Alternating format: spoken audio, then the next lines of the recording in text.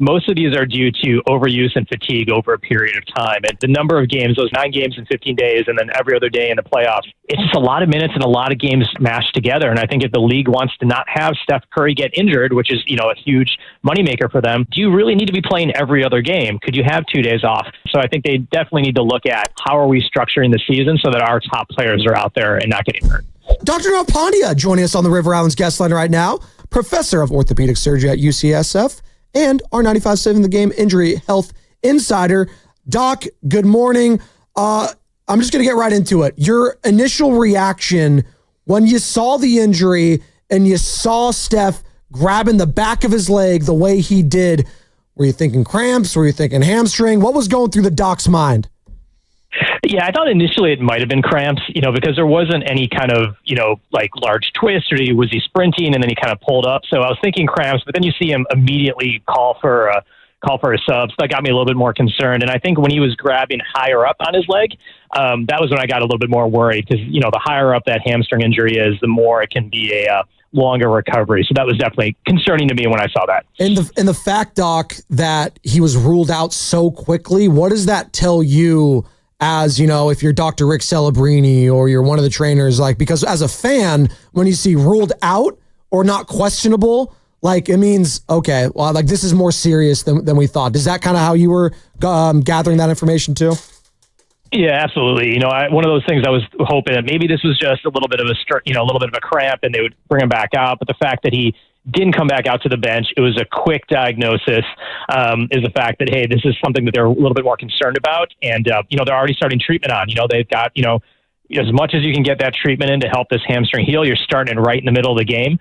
So definitely that a quick diagnosis and not coming back out to the bench made me a little bit more worried. I've had a couple different strains. I'm not pretending to be Steph Curry, but I always felt like it was a combination of dehydration and overuse. What do you think caused this? What does cause a strain?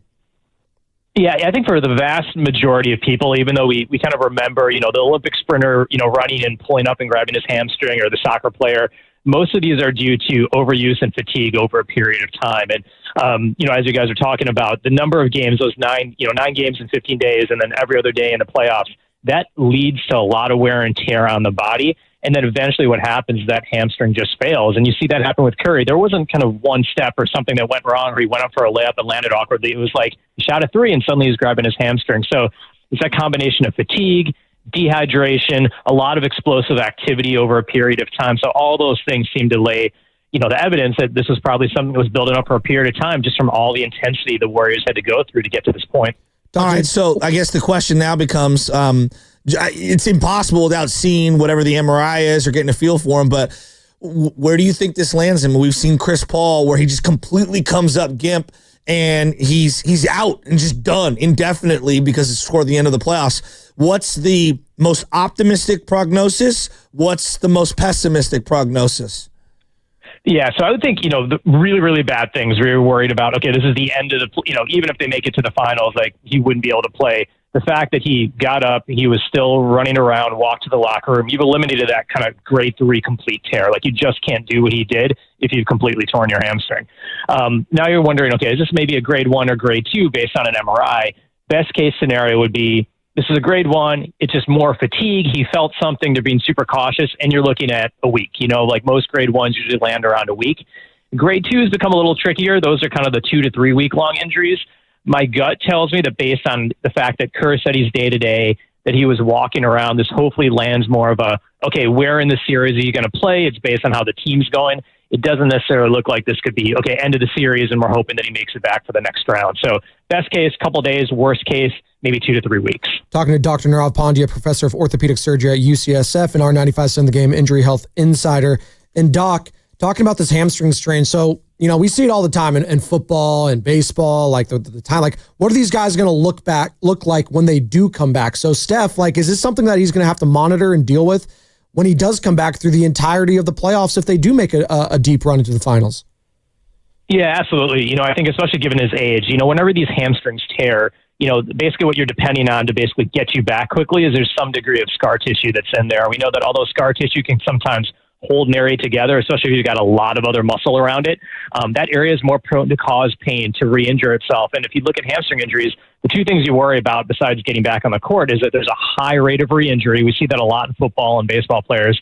And there's also a rate of injury to other parts of your body. Your hamstrings are so important to helping stabilize your lower leg. So it may not be a hamstring. Are you worried about an ankle or something else? So that's really where the medical staff has to make this decision of, okay, do we push it to get him back, or are we being extra cautious so that we don't get that repeat injury or get something else? And that's where, unfortunately, what happens with pro athletes is you're looking at how the team's doing and what's the risk of potentially, can we win without him playing, or do we have to take that risk and put him in because we're worried about how the series is going?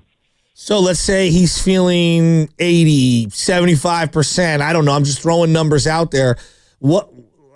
How does this work? Like, what is it? What do they do? Is there some sort of medication or something he can take on the front end to numb pain? Is this a tolerance thing? Is this a not accelerated thing? Like, what does this look like? Let's say it's game 4 or game 5 and they have to get him back.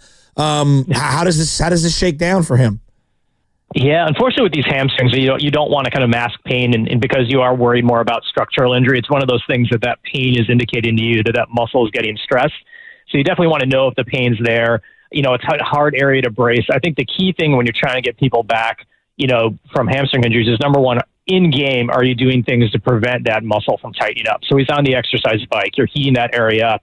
And then number two is, you may have to change the way you're utilizing them in the game. So, Curry covers so much court, and all that running and constant movement is going to place stress on that hamstring. So Steve Kerr figuring out a way that Curry can get shots, or how he plays, so he doesn't have to have as much movement to get that shot. So these are the little nuances you can do to make sure that hamstring isn't getting stretched. But unfortunately, it's different for a center. Kevon Looney, has a hamstring issue. He's not as mobile and running around, so you can get him back quicker. For Curry, his game's predicated on moving around. So how can Steve Kerr change the offense and have different lineup combinations so maybe he doesn't have to run around as much and can just shoot threes like a spot-up shooter and not have to worry about creating his own shot? So you obviously, you know sports in and out. You love sports, and I know you coach and everything. And obviously you have the doctor, the medical background. And just as someone casually watching this but is pretty locked in, what is your perception of just the league and what they do with the players in terms of the schedule and the every other day and the big stretch down the stretch? Are you surprised this doesn't happen more often, I guess, is the question, even though these are world-class athletes? Yeah, I totally agree, Joe. I think I'm surprised it doesn't happen more. And I know that we talk about load management and all these other things. 82 games is way too many games, particularly in the condensed way that they play. So if the NBA wants to play 82 games, they should extend the season out and have more days of rest. We know that the more minutes you play, the older you are, you're more likely to get these injuries. And you see players like, Dame Lillard tearing his Achilles. You see all these big soft tissue injuries.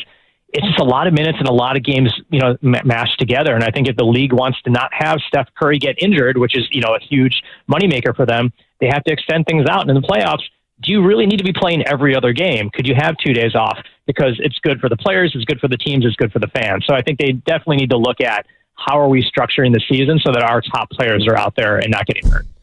Hey, Doc, great stuff, man. We really appreciate the time this morning, and good luck in the future. And hopefully we don't have you on again. I hate saying that, but it means usually it's the bearer of bad news. But hey, Doc, we really appreciate the time as always, man. And thanks, Doc. Have a good rest of your morning.